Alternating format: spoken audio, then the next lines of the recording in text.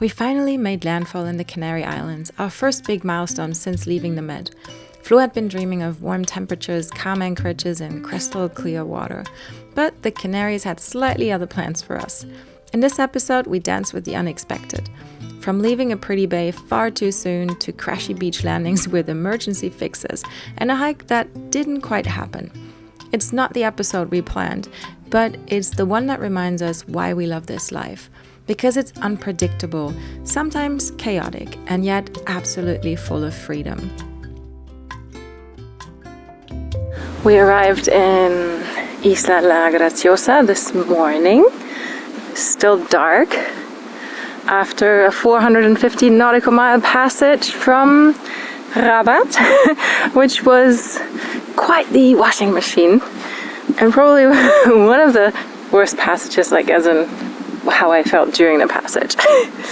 But we made it here, and guess what? The sun is shining, it's warm, the water is crystal clear, there's a beautiful beach, and there's beautiful volcanic rock formations around us, and there's beautiful cliffs around us, and we're just on our way to a little village that is between 10 and 30 minutes from the anchorage. And this anchorage here in La Graciosa apparently is one of the best, if not the best, on the Canary Islands. All of the others are said to be quite rolly. We don't know yet because this is the first one we went to. Flo has been here on a previous journey when he was crewing for his friend Chloe, and he had fond memories of this place, so we went here as our first stopping point in the Canary Islands. For now, we're going to explore.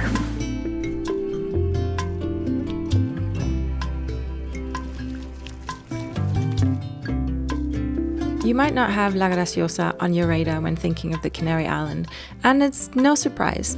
This tiny gem, just 8 kilometers long, was only officially recognized as the 8th Canary Island in 2018. There are no asphalt roads here, just sandy tracks and the occasional bike or barefoot wanderer. It's raw and unpolished, a place where nature still sets the pace.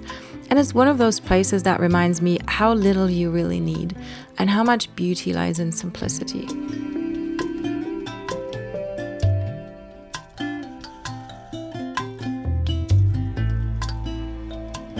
Looks like there's a little marina here. Very little. Check that out. That looks like a cute little project.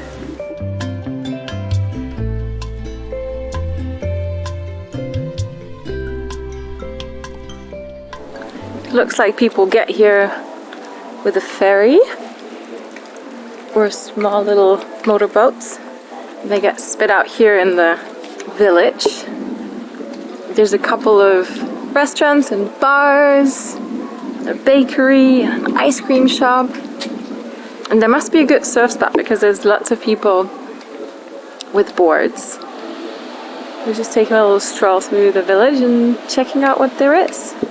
It's kind of hard to believe that just 12 hours ago we were at sea and we were freezing our butts off. I was wearing everything I had, a woolen toque, and a fleece jacket, and a merino jumper, and my foul weather gear, and a blanket, and I was still cold.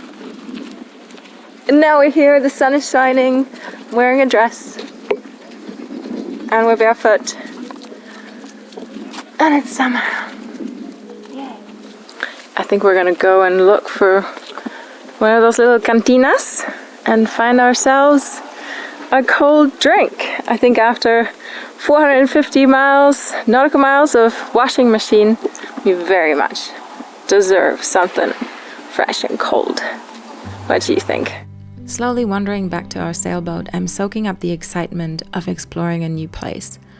Letting the rhythm of a new destination seep in, opening my heart to its vibe and its quiet corners, its colors.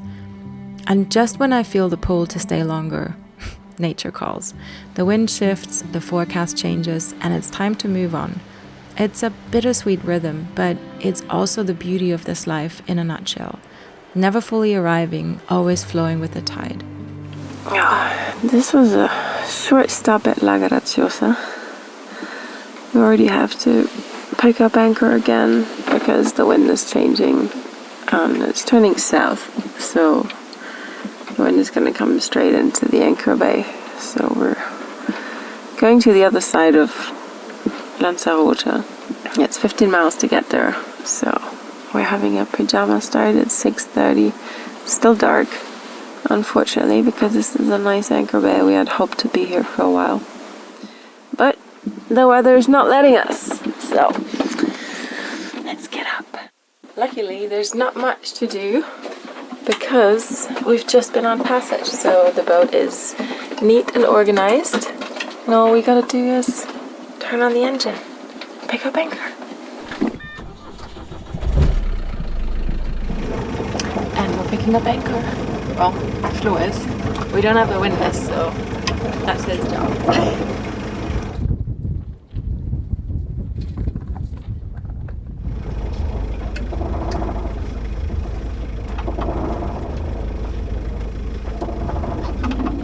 Looks like the anchor is up and we're good to go. Ready to rumble? Born ready. You bogey? Up, born ready? We're going out through the same cut as we came in yesterday here in the north, and then we're gonna go around to the eastern side of the island because the main swell is coming from the west. And then there is a big low that's rushing over, well, not over us, but we're getting like the outskirts, so that's gonna get some extra swell. So we hope that we're gonna be more protected in the east. Fingers crossed, as usual. That's the theory. Let's see how real life is playing out.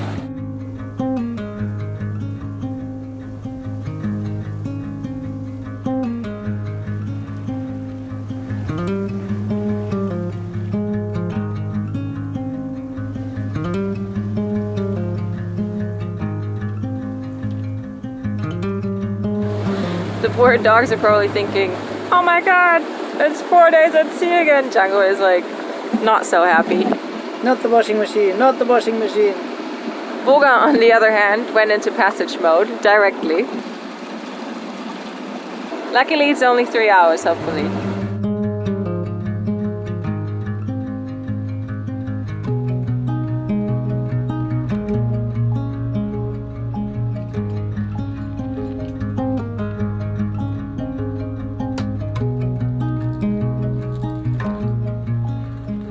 So Flo's got this special mill for milling the coffee beans fresh.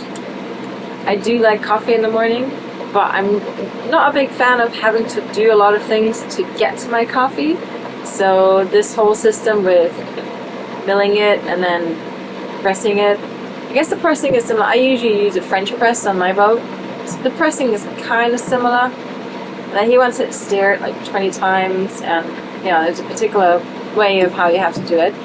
Now, if somebody makes the coffee for me, I don't care how they make it, and if, you know, it tastes better, even better, but if I have to make it myself, I'm more of a rather have my coffee already ground up type of girl. How do you like your coffee? Do you actually drink coffee, or are you team tea? Team tea, team coffee?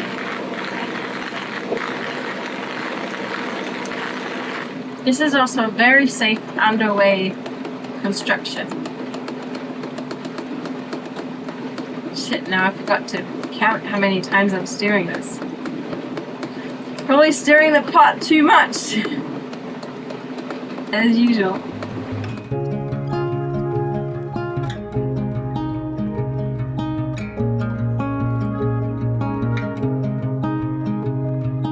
We left early, although there was not enough wind for sailing, because we didn't fancy battling headwinds in the 30s later on. So yes, we chose the shortcut over the showdown. And you know what? Sometimes chickening out is just good seamanship in disguise. We could still feel that last passage in our bones, and honestly, a calm, uneventful motor voyage with the rising sun on our faces while admiring Lanzarote's silhouette didn't sound bad at all.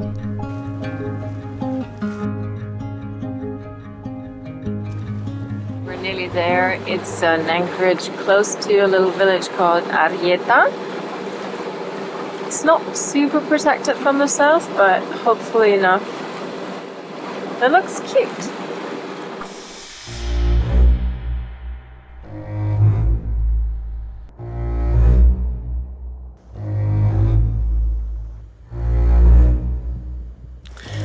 Okay, luckily I swapped my phone card around and put some data on it before I left the boat. So in case I can't solve this, I guess there's still backup from the boat, but then Flo would have to swim in and he hates cold water, so he's not going to be happy about that. So I'm trying to solve this by myself. I already found this that someone gave to me, so that could be an inner tube. Now I just need to find either a 10 millimeter wrench or an adjustable wrench or some pliers and some duct tape. And I think with that, we could be good. Fingers crossed. And I did get the information that there is a local gas station and they have some simple tools. Possibly. So, and I have to be back on time before the tide comes back in to make it just a little bit more interesting, because I couldn't lift the boat beyond the rocks. Whew, I wish I had my kayak. And did I mention that I have no money on me? I do have my phone to pay with, but I'm not sure if they accept that. Okay, I'm pretty sure they'll have something for me to fix this. Now we just have the payment issue. So, most important, got a tube. Got something to cut the tube. In case I can't open it just with the adjustable, I got this one, just in case. Got this one. I got the shittiest tape ever. 22 bucks.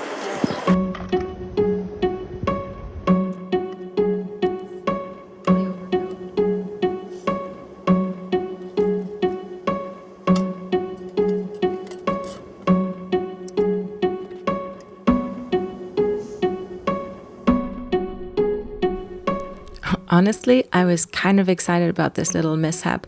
A chance to MacGyver something on the go, and I do love a good scrappy fix.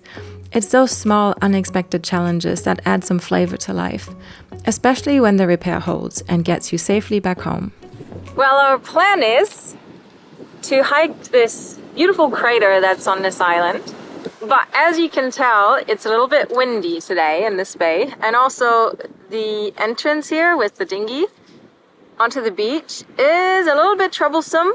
Some of you might have seen that I already broke one of the paddles. It's fixed and it's actually working pretty well. And we did make it in. But Flo got a little bit soaked. I had taken off pretty much all of my clothes, except my underwear and a t-shirt that is now drying over there. But he was wearing long pants and they're pretty wet, so he took the quest to go back to the boat and get changed and come back in. We'll see how that goes. We're either going to take a bus that is like half an hour from Arrieta, where we're anchored, to the little village of Ye, where we're going to start climbing the volcano. Or we're going to try and find a taxi. Either or. Because the bus actually might not take dogs. There's also some rain forecasted, which is ideal for going up a mountain. But hopefully it's gonna pass us by. There's some clouds up there and over there. But we took a rain jacket, so hopefully it's gonna be okay. If Flo is actually coming back. And the waves are picking up quite a bit, so that's gonna be interesting. Also shows the different priorities that Flo and I have. I would have never ever wanted to go back out there to get dry pants. I would have hiked up that mountain in the wettest of all pants. But I would have not gone back in and having to come back through the waves. I would have done everything to avoid that. Different people, different priorities. I think he went in into the boat, and he might be butt naked. That'd be quite something. Not sure I'm allowed to film that. Guess I can blur it. Okay, let's sit back and enjoy that show.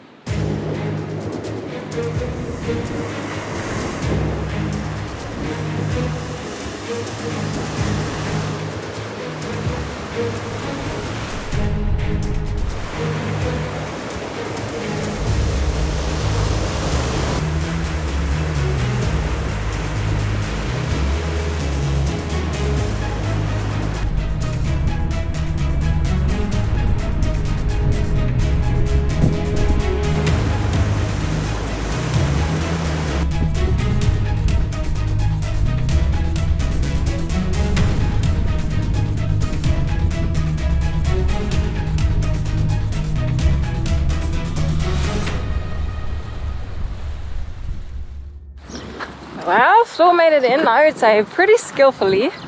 The waves had picked up quite a bit, and he found a nice one to surf in. Look, it's all nice and sunny up at the hill. Not. I think I can win a prize for inappropriate planning for hikes. So it turns out the cab wanted 25 euros plus €5 each for the dog, so that would have been 35 euros to go there, 35 back, which we decided was a little much to go hiking in the rain. So we did wait for the bus, but the bus said, no way, we're not taking the dogs at all. So much for that beautiful hike that we had planned. Flo is totally upset that we're not going. Not. I'm upset. So things didn't quite go as we'd hoped when we set foot in the Canaries, but that's the deal we've made with this life. Plans shift, wind turns, and we follow where it leads. We still got our fair share of adventure, beauty, and a few fun stories to tell.